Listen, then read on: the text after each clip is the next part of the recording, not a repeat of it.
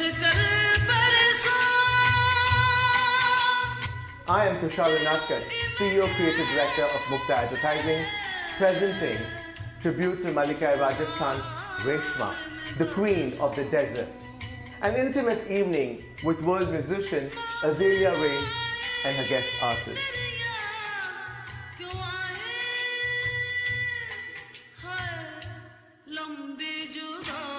Today, we will speak with Azalea Ray, the first official disciple of Ghazal maestro Farida Khanum, a voice coach to Juno Award-winning singers, sound healer to thousands, and she continues breaking barriers through music. With great privilege, I announce our special guest today, a 3-time Lifetime Achievement Award winner, most magnificent, iconic Bollywood actor, sister of Nutan, mother of Kajol and Tanisha, none other but Tanuja, who will also grace the evening with her presence in celebrating the echoes of Reshma.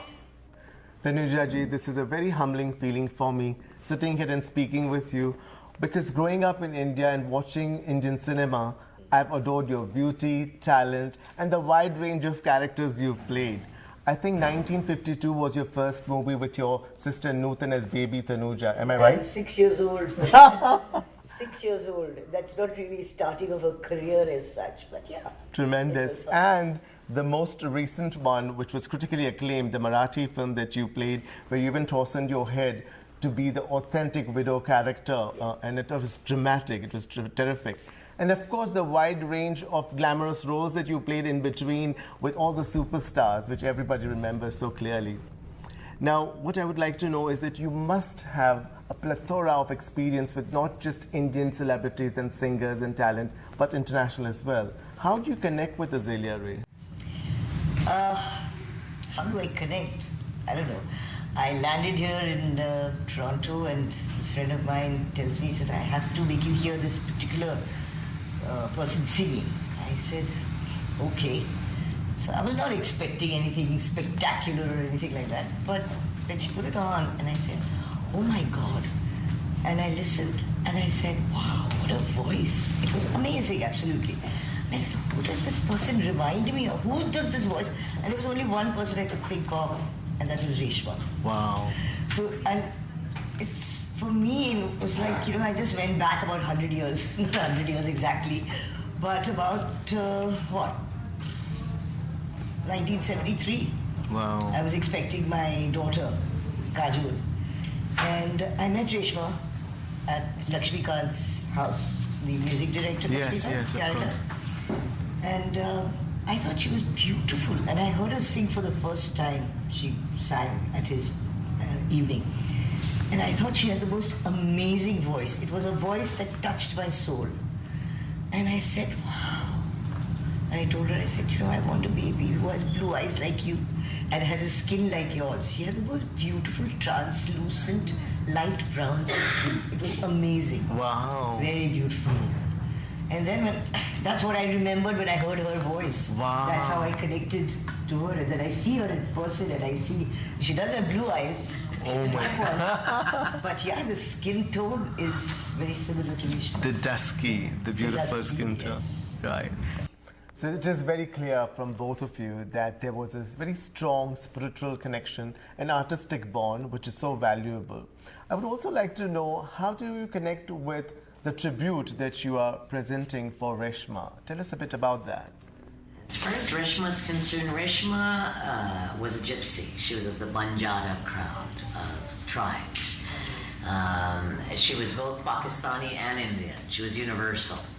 She was a voice of the gypsies that resonated the sound of longing that Rumi speaks about, that we all seek.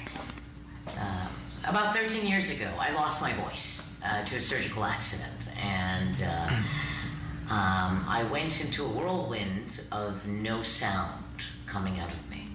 And in those 5 years, I discovered Sufism, even though I was born and bred a Hindu, singing gospel songs as a kid in Canada.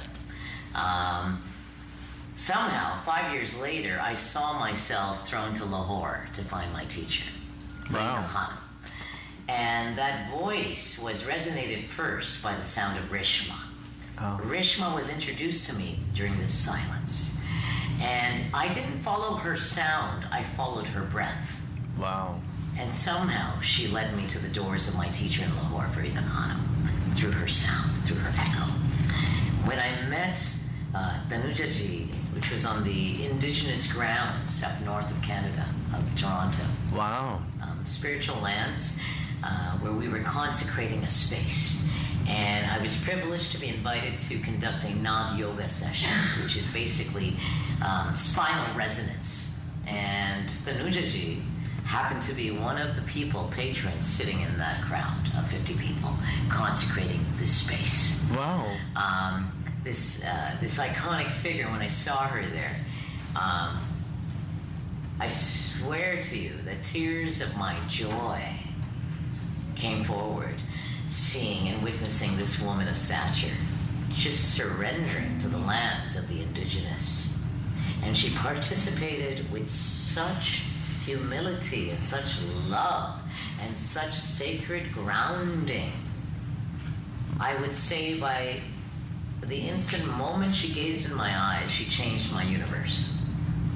I felt like my mother was there, my guru was there, and my teacher was there.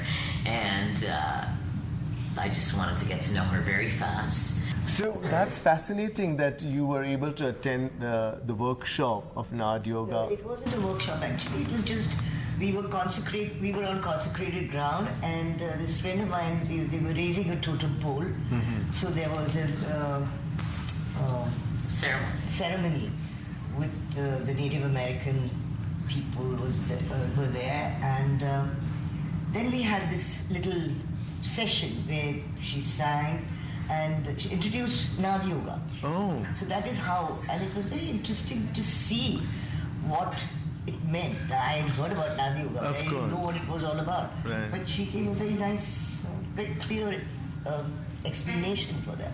Terrific, yeah. Yeah. Azalea has been inviting me for her Nad Yoga sessions, and now I'm even more intrigued after listening to this. We must check it out. So, Azalea, beyond that, you know, of course, you spoke about your connection with Tanuja ji and the Nad Yoga. Oh, just a little highlight on your personal connection with Reshma ji. Reshma, to me, is the voice of refuge. I believe she has this innate quality of tone that calls out the longing of every man and woman, the refuge, as we call it. She was of the Banjara crowd, the tribal crowd that were nomadic. Her father and mother, they exchanged camels and horses as they moved along from city to city. We don't quite know whether she was born in India or Pakistan, but she is the beloved of both nations. And she said once upon a time that each one of her eyes represent both countries. So she sees everything the same. How interesting. The thing that resonated the most with Reshma was she was not classically trained as a musician, yet she was pitch perfect Wow. in terms of her sound.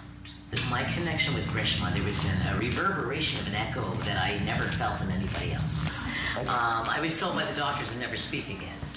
So I relearned how to resonate, vibrate, resonance, vibration, energy, sound, audio. I relearned how to do that through breathing my spine out. We have 33 vertebrae and 24 are flexible. So in music, we have 12 notes within an octave. So if you understand 2-octave range within a song, you can actually tap in to the vibration of every vertebrae, and we call this Nad Yoga. Now you have to do it, okay, Tushar? Oh my God. Like that. Just now, she's telling you.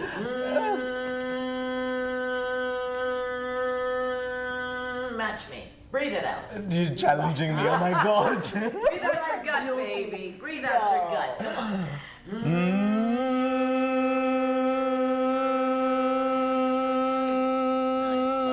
Nice for the first trial. Okay. Let's leave it there. I heard your third eye. I heard your third eye vibrating. What it also tells about you is that you're quite a good listener. I guess all singers would-be very good listener, that you pay attention to these guidance that you get through your journey of arts. I'm not a great listener. She'll say that many times fold. When you listen to what was important, what he's saying actually, what I understand is that 5 years of silence that you went Yes. Right. through, that allowed you Right. to become a listener. Yes. Right. Yeah? Yes. And now that you talk too much, what can one do about that? I talk too much. That's their complaint. Yeah, but you know what is important also, Good, huh? what is important is that this particular program that we are doing Yes. for Reshma Yes. and her The basic tribute. sound Yes, you're is, and for you to come back Yes. and to allow that sound to come forth again, Yes. that is what is important. Very good. What Very is good. Reshma's sound, the resonance of her voice is coming back with you so that the rest of the people can hear that resonance again. Brilliant. So that is the point Of of course. this show that we are doing. Yes, You yes, know, yes. which is very, very important. Now I think all of us would like to hear your voice. Let's get a sample of how you resonate with the voice of Reshma.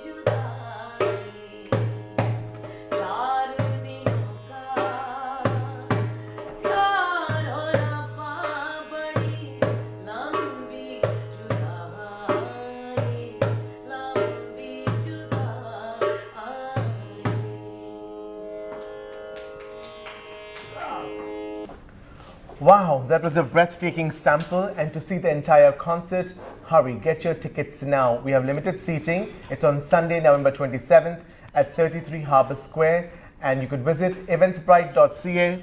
Tribute to Reshma.